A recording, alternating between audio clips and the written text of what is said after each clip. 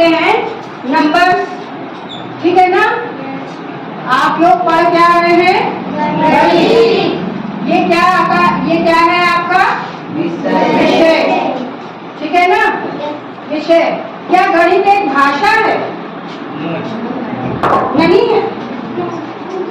गणित क्या है? भाषा नहीं है। विषय जो है हमारा क्या हुआ? गणित। गणित में बहुत सारी चीजें होती है, लेकिन हम आपको बेसिक गणित पढ़ा रहे हैं, इसलिए हम आपसे पूछ रहे हैं कि सभी को गिनती आती है, ठीक है। अब हमें ये बताइए अंक कितने होते हैं? गणित में कितने अंक हैं? गिनती कोई बोलना शुरू करे, बोलिए आप। हाँ, खड़े होइए। हाँ, गिनती बोलिए, बोलते जाओ।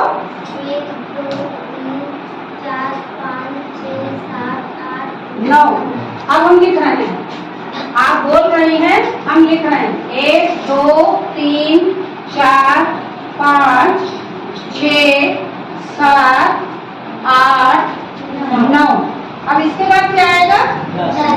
10।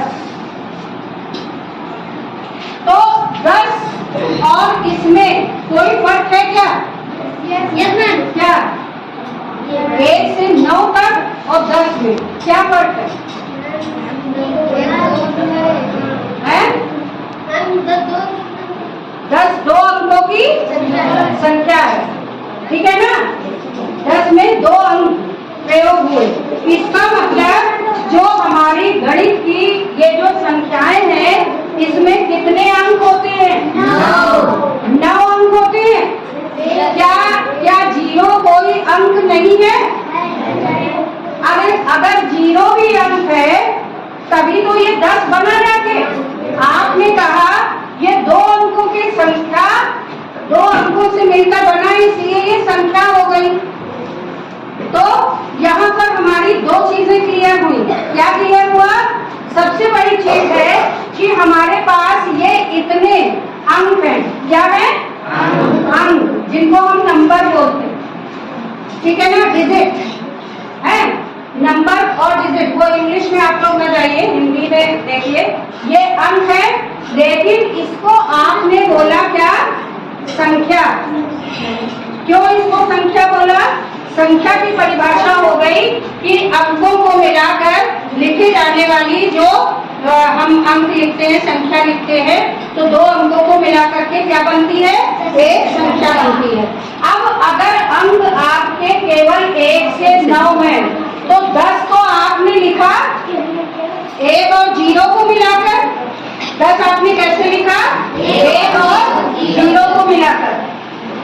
तो 0 का हम अंकों में करेंगे, 0 भी एक अंक है, लेकिन 0 बाद में उसका आविष्कार हुआ। पहले हमारे पास कितने अंक थे? 1 से 9 तक। इनको हम क्या कहते हैं? 1 से 9 तक की जो अंक हैं हमारे, इनको हम क्या कहते हैं, या हम संख्याओं को क्या कहते हैं? कोई हमें बता सकता है इन्हें क्या कहते हैं? कौन सी संख्या कहते हैं? 1 से जो शुरू हो जाती है, बड़ी कितनी भी हो जाए, किसी को मालूम है? प्राकृत संख्या 1 से शुरू हो जाए। हमने कहा 1 से शुरू हो जाए, तो जितनी भी ये 1 से लेके अप टू कितनी भी बड़ी संख्या हो सकती है, इनको हम नेचुरल नंबर्स बोलते हैं, या हम कहें क्या बोलते हैं? प्राकृतिक संख्या। प्राकृतिक नहीं, प्राकृत संख्या, ठीक है। ये प्राकृत संख्या। और 0 का आविष्कार बाद में हुआ और ये 0 से मिल गई। अब हमने एक 0 इसमें रख लिया जब आविष्कार हुआ। अब 0 से लेके अप टू जितनी संख्याएं हैं उन्हें हम क्या बोलेंगे? पूर्ण संख्याएं। पूर्णांक अभी धीरे से आएगा बाद में, ठीक है। अब मतलब प्राकृत संख्याएं मतलब 1 से शुरू हुई, अप टू कितना भी जा सकता है, ठीक। इसके बाद जब हम 0 मिला देते हैं तो ये होती हैं क्या? पूर्ण संख्याएं। कभी भी अगर 0 से स्टार्ट होगा तो वो पूर्ण संख्याएं होंगी। अब तो ये जो बड़ी पूर्ण संख्या हो या बड़ा मतलब प्राकृत संख्या हो, ये कितनी भी बड़ी हो सकती है। आप जितने भी अंकों को मिलाकर एक संख्या बना दें। अब बात आती है, क्या 0 से 0 जो है आपका सबसे छोटा अंक है? 0 से छोटा कुछ है? नहीं है। जैसे हम इस धरती पर खड़े हैं, हम यहाँ खड़े, ठीक, तो हम आगे को बढ़े, ठीक है, 1 2 3, हम 3 कदम आगे बढ़ गए। तो 0 से पीछे हम नहीं जा सकते क्या? 0 से कम कुछ होता है? हाँ। क्यों? ठंड पड़ती है ना? ठंड में कितने लोग देखते हैं टेम्परेचर? ठंड कैसे पड़ जाती है? टेम्परेचर आपका कितना हो जाता है? 0 से नीचे। और नीचे की संख्या जब 0 से, मान लीजिए 3 से 2 हुआ, 2 से 1 हुआ, 1 से 0 हुआ। अब 0 से नीचे जो जाएगा वो कौन सा पॉइंट होगा यहाँ पर? ऋण 1। Very good. ऋण 1। फिर जाएगा तो ऋण 2, फिर ऋण 3। तो ये जो माइनस से 1 2 3 है, -1 -2 -3, तो जब ये भी इंक्लूड हो जाते हैं तब क्या होते हैं हमारे ये सब पूर्णांक बन जाते हैं। क्या बन जाते हैं? पूर्णांक, जिन्हें इंग्लिश में हम कहते हैं इंटीजर्स। ठीक है, तो तब ये जो है पूर्णांक बन जाते हैं। और पूर्णांक को हम ये कहते हैं कि आप इसको दर्शा ऐसे सकते हैं +-n, क्योंकि आप लिखिए तो इसका कहीं अंत नहीं होगा। कहीं अंत होगा पूर्णांक का? 0 बीच में है, 0 से इधर जितना लिखते जाइए सब पॉजिटिव, और 0 से इधर लिखते जाइए तो सब नेगेटिव। सबको समझ में आ रही है इतनी बात? तो ये जो है हमारी माइनस से लेकर के प्लस डिजिट तक जितनी भी संख्याएं होती हैं सब क्या होती हैं? पूर्णांक। ठीक, अब हम यहीं पर एक चीज आपसे पूछते हैं, ये बताइए 1 बड़ा कि 2? 2 बड़ा कि 3? 3 बड़ा कि 4? अब देखिए इधर आइए, 0 बड़ा कि -1? कितने लोग कह रहे हैं 0 बड़ा? हाथ खड़ा करो। अच्छा, कितने लोग कह रहे हैं -1 बड़ा? 0 वाले हाथ नीचे कर लो, -1 वाले खड़ा करो। ये देखिए, ये जैसे है इसमें।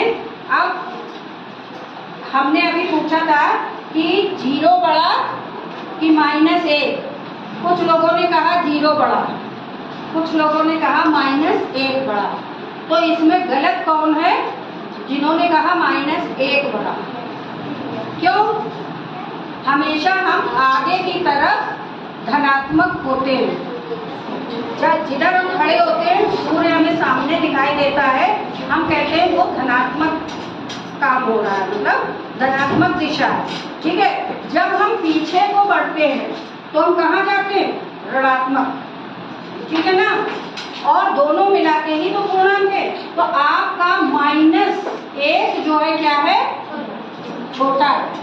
अब अगर हम इन दो में करें, -1 छोटा कि -2? -1 छोटा। कितने लोग कह रहे हैं -1 छोटा है? हाथ खड़ा करो। अच्छा, -2 छोटा है, ये कितने लोग कह रहे हैं? अब सब एक दूसरे से वो हो गए। आप ये देखिए कि जितना ज्यादा घटता जा रहा है उसमें वो उतना क्या हो रहा है? चीज घटती है तो कम होती जाती है कि नहीं? तो संख्या बढ़ती जाएगी और ऋण लगता जाएगा।